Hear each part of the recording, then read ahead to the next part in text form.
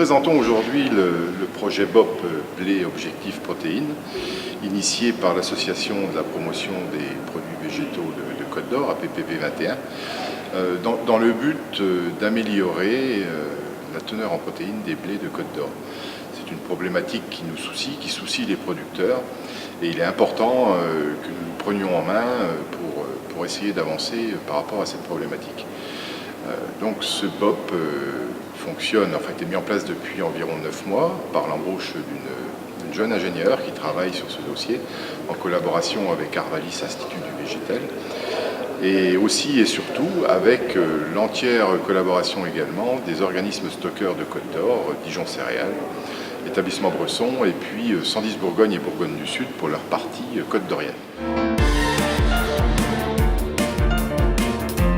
Sur l'étude technique, il y a eu un diagnostic qui a été effectué sur 26% des surfaces de blé en Côte d'Or.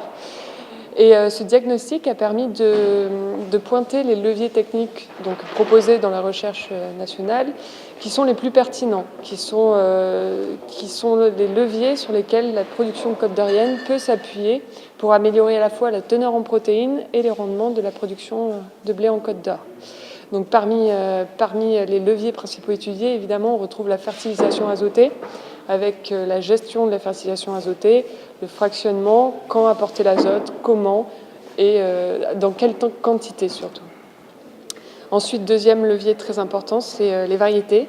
Quelles variétés choisir en fonction des critères agronomiques, mais il y a aussi également le critère teneur en protéines à prendre en compte dans le choix variétal.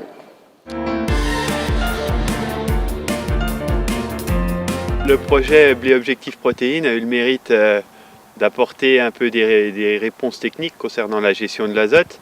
Il met en évidence que le problème des protéines n'est pas forcément dû à un effet dose. On a un vrai problème, on va dire, de qualité d'épandage de l'azote, tant quand le positionner que comment le positionner. Alors on s'aperçoit que le fractionnement est plutôt favorable en gardant une dose pour la fin du cycle afin d'essayer d'élever le niveau de protéines. Mais après, on a une problématique de gestion de la météo pour essayer de positionner l'azote au moment où il va être le plus facilement admissible pour la plante. Le but, c'est vraiment d'aider les agriculteurs dans la technique pour positionner au mieux l'azote pour que ce soit le plus efficace pour produire des protéines dans nos grains de blé.